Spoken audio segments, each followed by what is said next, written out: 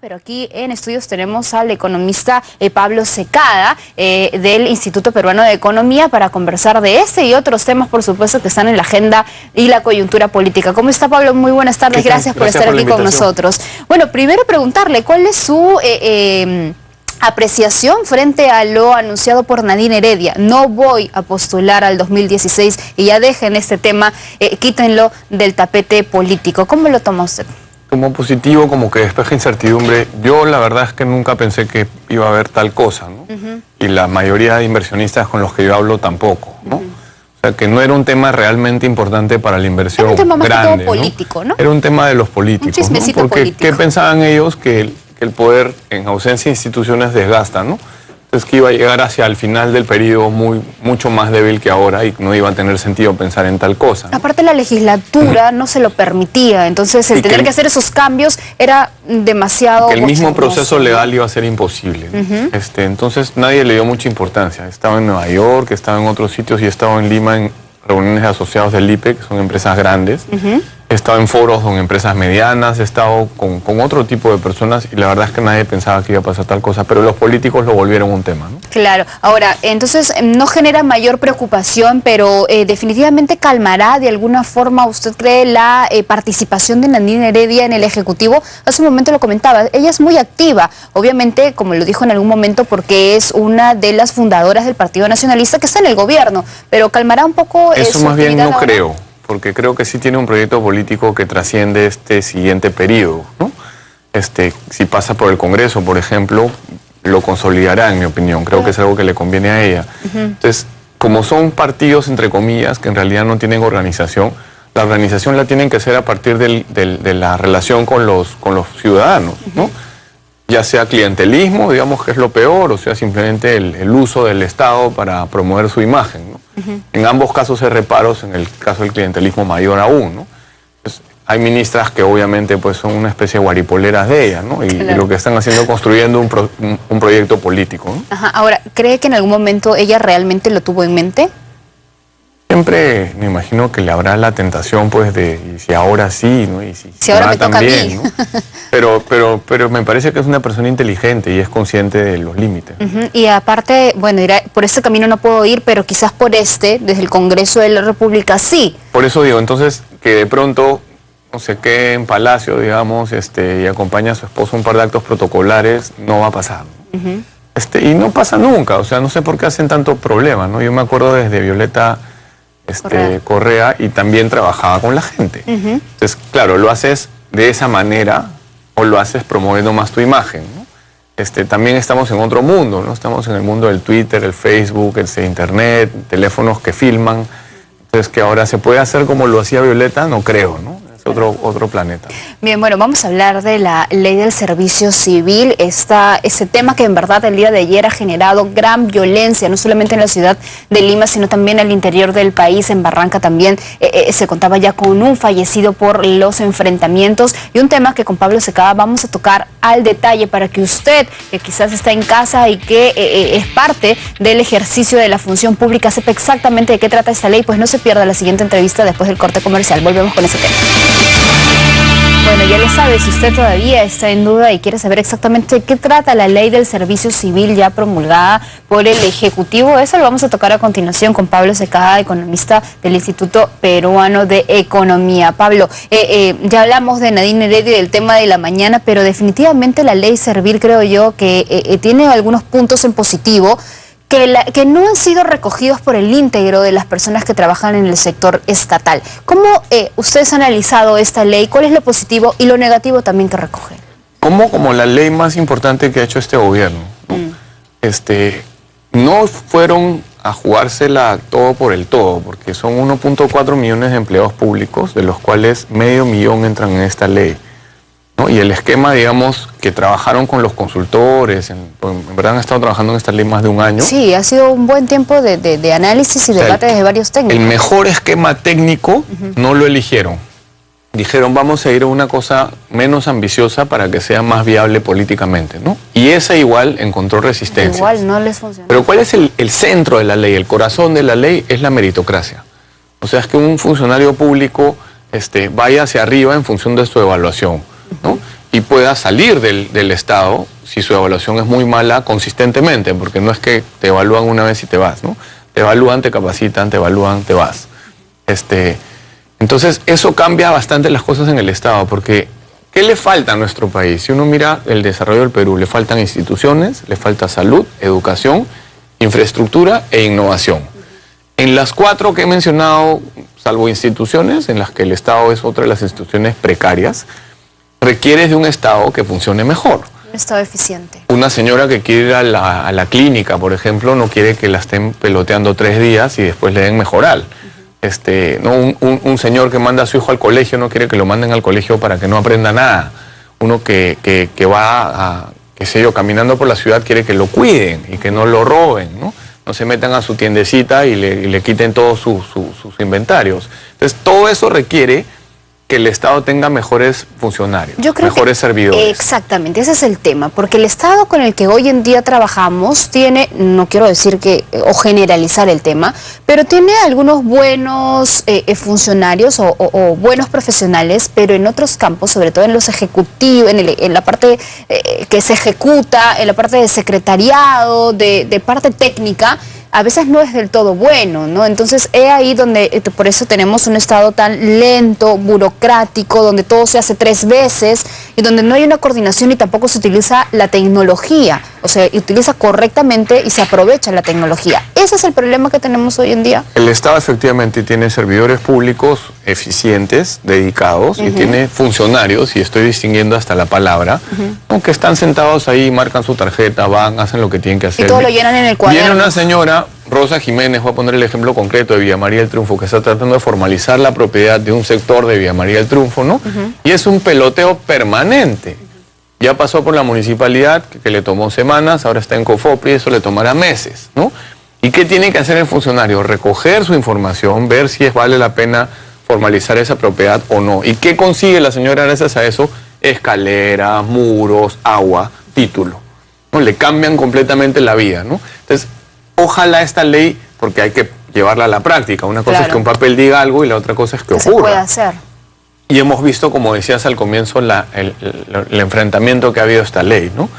Entonces, ese te diría es el corazón de la ley. ¿Cómo era el Estado para que la gente lo tenga más claro? Había un decreto legislativo, el 276, que se llaman los nombrados. Si los habían nombrado, en esencia era imposible despedirlos. Sí, eran... Entonces, ellos eran los que trabajaban 8 horas, los que tenían vacaciones. Y todos los beneficios. Todos los beneficios. Habían otros que eran el 728, que era el régimen privado. Trabajaban como si trabajara para una empresa cualquiera. Habían los benditos CAS. Los CAS eran generalmente gente más joven, porque ya no entraban nombrados al Estado, que trabajaban 14 horas diarias. Y no tenían beneficios. Ningún beneficio, ¿no? ¿A quién les beneficia por el esta fondo ley? A todos esos. A todos esos 3 grupos. Todos los... A ver, vamos a hacerlo al revés. Militares, policías, maestros, personal de la salud, personal del sistema penitenciario, personal del Poder Judicial, no entran en esta ley, ¿no? Entran los burócratas típicos que están sentados en un municipio o en un ministerio. Todos los que hacen trabajos administrativos. Pueden ser más que eso. O sea, hay ministerios que han... A ver, entonces, ese es un poco el sentido de la ley, es ser mejores funcionarios públicos que pasen a ser servidores públicos. Es como ocurre en el Banco Central, que un chiquillo vea las opciones que tiene laborales y diga, oh, el Estado es una. Porque ya sé que ya no me van a subir porque tengo carnet.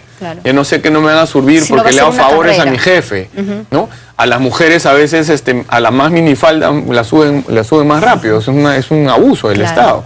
Así no va a ser. Entonces el chiquillo o la chiquilla va a ver y va a decir, puedo hacer carrera. ¿Está bien esa división que han hecho que para los trabajadores de las Fuerzas Armadas, del sector salud, tengan otro tipo de condición? Yo no hubiera hecho eso, ¿no?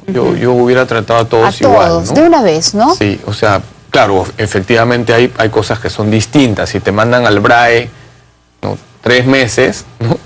Obviamente vas a regresar después a estar más tranquilo un tiempo largo. Pero por eso es el reglamento, a mucho ¿no es estrés. cierto? Pero eso es el Pero puedes hacer distinciones, pero en el fondo sería la misma idea. Usted sube al alférez a teniente en función de una evaluación independiente. ¿Qué es clave hoy día? Que servir sea independiente, que servir sea autónomo, ¿no?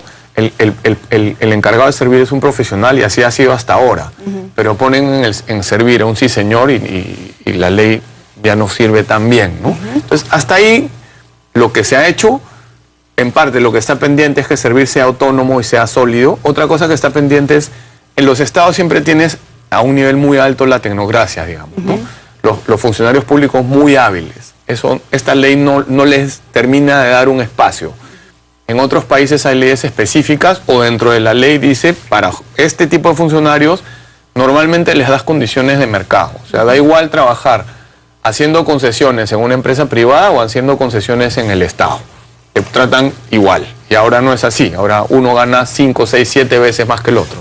Ahora, en los reclamos de los trabajadores, los que han salido a las calles, su principal preocupación es que esta sea una medida para que luego se puedan dar despidos masivos. Yo creo, según lo que más o menos he podido recoger de todas las entrevistas que les han hecho a lo largo de la semana, que su preocupación realmente es el tema de la meritocracia y el tema de la evaluación. ¿Cómo lo ves tú? Yo pienso lo mismo. Efectivamente, ellos reclaman una serie de cosas. Hay un primer informe de la Organización Internacional del Trabajo que pone una serie de reparos a esta ley. Y de esos no se absorbieron todos los reparos principales, ¿no? Te pongo un ejemplo. Reclamaban, una amiga mía más temprano hoy día me decía, oye, ¿qué pasa con el derecho de huelga? Le decía, bueno, la ley lo reconoce. Sí, pero dice que si te vas de huelga, el Estado puede poner un trabajador público a reemplazarte. Depende qué hagas. Si tú atiendes a niños que van a nacer, obviamente no vas a decirle a la señora, váyase a su casa, ¿no? Entonces, está bien que lo reemplaces. Hay ocasiones en las que esto no es tan obvio. Pero en general me parece que las críticas eran excusas. El tema de fondo es que hay un grupo de personas que ha vivido del Estado en las últimas décadas haciendo poco. No solo haciendo poco. A mí me consta en el Ministerio de Economía y Finanzas que hay gente que filtra regularmente información. Entonces anda cobrando por soltar información de cosas que se están haciendo en el ministerio, ¿no? Me consta de rencillas en el ministerio, de rencillas en el Congreso. No ha trascendido esto, pero el Congreso salió de la ley. El Congreso estaba en la ley. Entonces, en la negociación con el MEF para sacar la ley, el Congreso dijo, ya, pero a mí me sacas. Claro. ¿Por qué? Porque la mesa directiva hace lo peor que hace el Estado. Saca, pone, nombra, saca, pone, hace lo que le da la gana. Un regalado gusto. Sí, y eso no es una novedad, eso es así hace tiempo. Entonces, el tema principal aquí está en que hay un grupo de personas que trabajan para el Estado que en vez ahora de estar preocupándose porque que derogue la ley, que no salga, que ya está firmada, tienen que preocuparse entonces en capacitarse correctamente y demostrar que es un buen trabajador público. Lo que yo creo que va a pasar, el mayor cambio, es que los jóvenes tienen ahora una alternativa laboral. Porque los jóvenes entraban como CAS. Yo he trabajado en el MEF, en el área de deuda, y en el equipo de deuda habían nombrados y habían CAS. El equipo de deuda del MEF es gente atípica en el Estado, es gente muy trabajadora y muy bien preparada. Mirabas otras áreas del MEF, ¿y con quién te quedabas de amanecida? Yo era asesor del ministro en un cargo de confianza, entonces tú eres el amanecido por definición. Pero cuando estabas de amanecida, volteabas, CAS. Los nombrados se habían ido todos. Claro. ¿Cómo puedes trabajar una ley importante cuando la gente que tiene 20 años de experiencia ya no está? ¿No? Y no te digo que lo correcto sea que el Estado la gente se amanezca, pero si hay una ocasión en que te tienes que quedar más tarde, ¿ahora qué va a pasar? Ambos van a cobrar horas extras. Pero va a haber una gran oportunidad para gente joven, me parece importante. Entonces, por ahí tenemos que ver esta ley. Aquellas personas, aquellos universitarios, aquellos profesionales que están saliendo y que necesitan la oportunidad de trabajar para el Estado y de hacerlo correctamente y bajo una modalidad de contrato adecuado. Va a ser gradual, pero van a entrar al Estado y van a ir avanzando. Como una especie de carrera, ¿no es cierto? Hay además becas en el Estado. Entonces hay gente joven que va a recibir, además de una carrera, becas. Se va a poder ir a estudiar o va a poder estudiar en una universidad peruana una maestría, un diplomado. ¿Qué nos garantiza que realmente va a ser así y que no se va a quedar Las becas ya están funcionando. Yo te digo que a mí me parece que el reto principal hacia adelante es que la ley se implemente adecuadamente, ¿no? Pero si hacemos eso y si empieza a entrar gente joven al Estado que recibe becas y que ve una carrera, si la gente eficiente que hay en el Estado, que hay mucha, o sea, en el Ministerio de Economía y Finanzas hay personas a las que le harían hacer monumentos. Sí, pero es uno de los pocos ministerios que tiene realmente gente. Es donde yo he estado, ¿no? O te hablo del Congreso. En el Congreso de asesores, Mili Campos y Héctor Pantigoso son de primer nivel. Bueno, yo también he trabajado en el Estado y te diré que me entregaban un documento y tenía que firmar 4 cuadernos de cargo, porque había que entregarle a 4 direcciones que yo había recibido ese documento. Pero es que ese tipo de procesos, pero ese tipo de proceso lo lleva una cabeza que decide que ese proceso sea así tan lento y burocrático. Es un tema de procesos que son absurdos, que efectivamente cuando tengas mejor gente, mejor incentivada, los procesos se irán cambiando. Van a tener habilidad para cambiar justamente ese sistema. Una clásica en el gobierno es la revista, ¿no? La revista importante, ¿a dónde va? No donde el que la requiere, va donde el funcionario de mayor rango. Claro. Y le empolla, obviamente, porque tiene 14 otras cosas que ver, ¿no? Ahora, hay una serie de cosas que cambiar, pero el punto es, va a empezar a reconocerse a Aide del Ministerio de Economía, Angélica, a Ada, a Gladys, a las secretarias buenas del MEF, que en mi opinión son el corazón del MEF, a Toño, que es un mensajero, gente, digamos, de mando medio, darle la posibilidad de seguir yendo para arriba. Claro, podrían ahora, terminar pues de subdirectores. Como están las cosas ahora, no pueden. ¿Consideras que igual detrás de todo este proceso que se va a vivir en el aparato estatal, igual se van a dar despidos? Aquellas personas que definitivamente no cumplan con los requisitos de esta ley y con los requisitos que necesita el Estado, un Estado moderno. Sin duda, ¿no? Yo me quedé con que la municipalidad tenía 6.000 personas que trabajaban para la municipalidad siendo asesor y me han dicho que no, que se acerca más 7.500. El MEF tiene 1.300.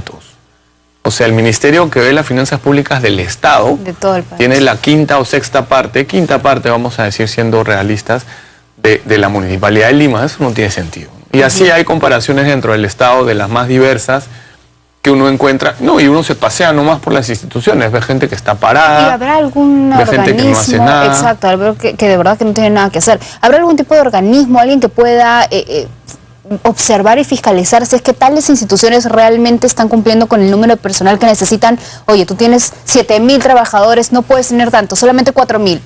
¿De alguna forma se puede fiscalizar eso o no? Deberíamos empezar por saber cuántos son exactamente los que trabajan, porque no sabemos bien. Es un censo hace unos años, ahora se dice que son 1.4 millones de personas. Claro, el MEF paga, pero también le paga planillas a personas que han muerto. O sea, todas esas cosas pasan en el Estado en el siglo XXI, ¿no? Entonces sí, hay un tema de mejor información. Yo hubiera querido que Servir trabajara más con empresas privadas de recursos humanos, ¿no?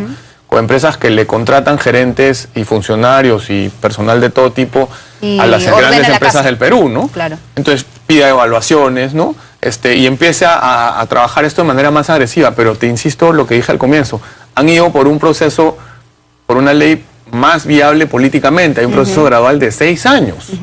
¿No? Esto se podía haber hecho en 6 meses, en un año. Porque Servir tiene en realidad bastante tiempo tratando de ordenar un poco la casa y recién han logrado la ley. Gerentes Servir que son mejor pagados, mejor capacitados, muchas veces, ¿sabes qué ocurre? No los piden.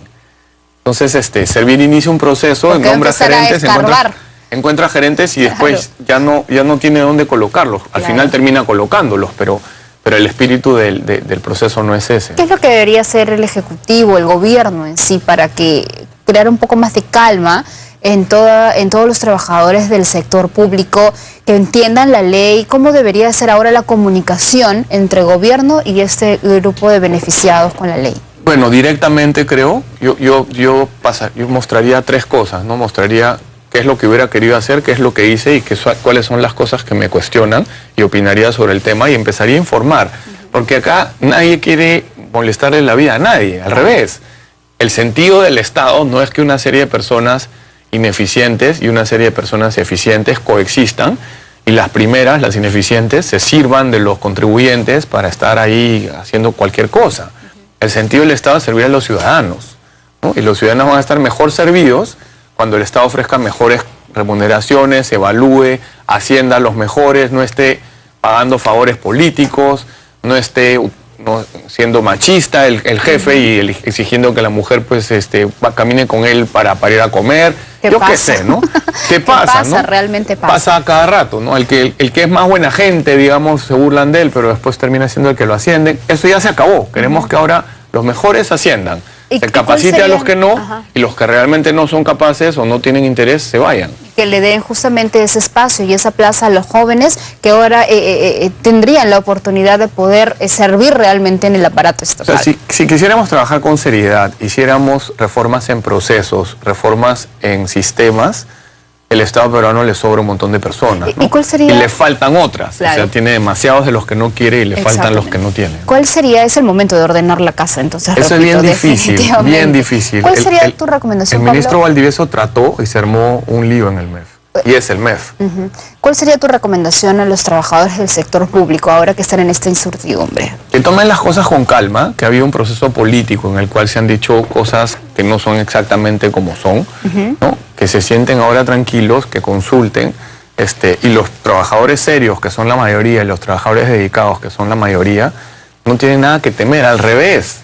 Los que estaban fuera de la formalidad van a entrar a la formalidad. Y los que estaban en la formalidad de pronto van a poder empezar a ascender de nuevo, porque los tenían congelados ese tiempo. Lo importante es que esta ley es voluntaria, ¿verdad? Si yo Sí. quiero quedarme con la forma en la que estoy contratado, me quedo. Nadie tiene por qué Sí. obligarme a Es cambiarme. otra de las cosas que te digo de bajarle el tono político, ¿no? Pero ¿qué va a pasar? Que los serios se van a pasar rápidamente al esquema nuevo. Claro. Entonces se van a ir distinguiendo, ¿no? Entonces, si yo fuera uno de los que Los pienso CAS al quedarme toque como les estoy, convienen, ¿no? se van a pasar volando. Y los 276 podrían quedarse en el esquema. que Pero ellos- no sé qué decirte porque los 276 que son los nombrados están congelados.